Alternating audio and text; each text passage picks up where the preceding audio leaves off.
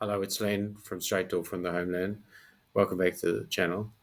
I've just spent a couple of weeks in Singapore, working with the Singaporean government, and in Dubai on my way back to Armenia. And I returned with sort of mixed feelings. Um, we have the blossom season approaching, so I think it's my favourite time of the year. So do join us in RNE. It's an amazingly beautiful place. But I say I've got mixed feelings because the last couple of weeks of working shoulder to shoulder with people who don't lie, who, when you're talking about the future, can understand completely, and if tasked with something, will do so. Unlike in Armenia, where people are in a bubble, and unfortunately there are no Christians, or not many anyway, that I can find. And when I'm in Singapore, I'm telling people about the possibility of investment in Armenia, but at the same time, I'm talking also about the problems, in some ways undermining my own positivity, unfortunately, because you can't, in all honesty, talk about Armenia unless you talk about the security issues facing the country. You can't talk about investment unless you mention the lack of justice in the uh, way that people are treated. The justice system is completely failed in Armenia. There is no justice for the ordinary person. Each judge has, as I understand it, over 6,000 cases, and our case has gone on for 3 years, and we haven't even made it to first base yet. Everything is designed to defeat the ordinary person, including uh, the ability of anyone to just make a false claim against you, no evidence, and your accounts can be frozen. Can you imagine an investor coming to Armenia, uh, knowing that they will not invest? But even ordinary people are affected. A friend of ours who has a taxi had an accident. I don't think it was his fault, but the police impounded his car for over a year, so he had no business. And after a year, he gets this wreck back with to try and fix, but it's been out in the open air for a year. You can imagine what it's like, and what sort of income could he have had? And there's no reason for this. This is the normal thing in Armenia, where people sit in offices and have some sort of power, and they don't care about the effect it has on ordinary people. I mean, I hope the justice minister is listening to this, because you have no justice system in Armenia, and not that you'd listen to me, because we sent countless letters to various people. We've met various senior officers. Uh, you don't get a reply in Armenia. We went to big consultation meeting with a new head of tourism committee, 120 people approximately in the room. It's supposed to be consultative, but 120 people talking at the same time is no way of listening. Um, so it's the usual Armenian thing where people just talk at the same time, and nobody writes anything down. Nobody takes any action plans or owns any change mechanism. I did invite the head to RNE, especially April when it's blossoming, to have talks with people like us who are in the tourism business to actually learn why no business is sustainable in Armenia in this field, because of the high taxation, the increasing costs always that the government imposes for no reason, having to do tax returns every month basically, and just ridiculous bureaucracy. Uh, I wrote to the same head to formally invite, but not even a reply. But it's normal in Armenia. We write and we try and engage with people. We try and be positive, not with just complaints, but with proposals, suggestions. I mean, it's not just in Armenia, it's the diaspora as well.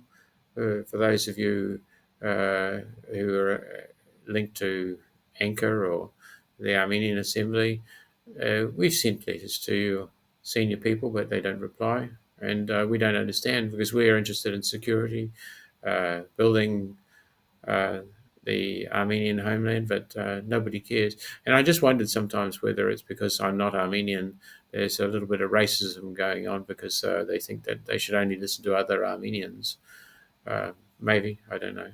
But throughout uh, Armenia, the huge problems require dialogue, careful consideration, and good planning. And unfortunately, Armenia just doesn't have any of that. Uh, there's the usual barriers like the theft and the problems that people lie to you all the time. There doesn't seem to be terribly many Christians there. There's that. But there's also the official structures which are in no way supportive of anyone achieving anything in Armenia. Uh, so after the false economy, where we had lots of Russian investment come fleeing from Putin's war on Ukraine, now we're back to reality where foreign investment is plummeting, and we don't see that a lot of investors are doing very well, and we need to have an honest conversation. So I go back to Armenia with some mixed feelings, and I don't know what the future holds. I hope that this world, which seems to be on the edge of conflict constantly right now, especially with the Zionists in control of Israel, uh, how that's going to affect us, because I'm quite sure they want to have America involved in a war with Iran, and that'll no doubt affect or involve Armenia, because the Azeris will take advantage. And we see that the government's weakness, its appeasement, has just encouraged the Azeris. Now they're claiming Yerevan and all of Armenia, I guess. So it's very, very frustrating that no one seems to have any balls in leadership here to stand up for what's right and to galvanize the people, because sure as hell the so-called crossroads of peace was never going to work. If you think about it, Aliyev was never ever going to accept a an initiative which grew Armenia economically. Great on paper, but in reality, it was never going to work. And so all it did was tell Azerbaijan that if it wanted its corridor, it needed to take it by force. Uh, I, of course, presented proposals for a land swap, which people looked at but didn't even really bother considering it. We have advocated for this through the diaspora. Nobody bothered to formally respond. It's very frustrating. I mean, we're putting our neck on the line here for a country that's not even mine, and I feel very disappointed at the complete lack of respect, the complete lack of communication. But every so often you get to have something positive happen, like uh, you know, or at least uplifting. So this morning we met a young Palestinian girl, and when we asked where she was from, she looked down and looked very sad and said Palestine. And I told her that the Armenian people uh, respect Palestine. We have recognized Palestine, and we know exactly what the Zionists have done, because the Zionists have also been involved in genocide of Armenians as well. And of course, we shouldn't forget the people in Jerusalem, the Armenians there under pressure, spat on, and all the other Christians disrespected. So we stand as the so-called civilized world, I think, on the edge of a cliff. I I don't know where this is going to go, but the way that we see the American administration uh, doing things that I can't even call them cowboys, because even the Wild Wild West, they had some rules. Uh, it must be embarrassing for so many Americans as to uh, how they're viewed around the world now. And I just do hope that there's enough people of common sense that can stop this and bring us back to a place where we can listen to each other, and we're not going to incinerate this planet and leave it in a situation which is really bad for our children. It's, I think, a moment in time uh, where we can, if we listen to each other, step back from the brink and look at something positive, like the fact that I'm bringing the national flower of Singapore, which was crafted by a Singaporean Armenian long, long time ago by the name of Vanda Yoakum. That flower represents an ancient link between the Singaporean people and the Armenian people. And I'm just hoping that it will um, bring uh, them closer together and hopefully develop some business links. But as I said, the caveat is, how do I explain to my Singaporean friends that things need to change in Armenia before they're taken seriously? And at the very least, uh, how can I explain to them that if they put their money in there, it is at risk and they may not be listened to?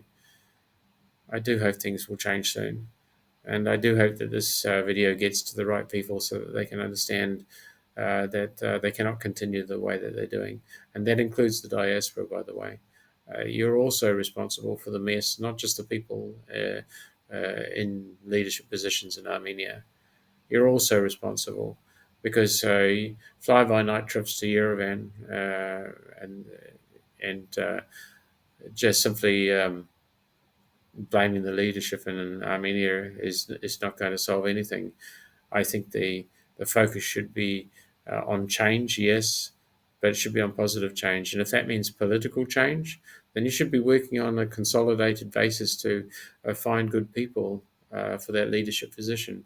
And right now, we don't see any alternatives, unfortunately. So that's what the diaspora should be doing, and stop your infighting and come together united because we all face an uncertain future.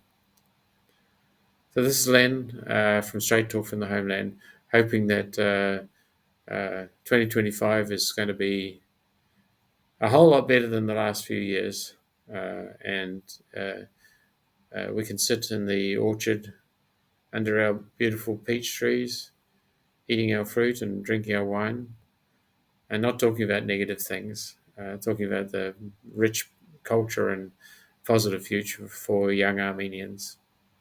Thank you for listening.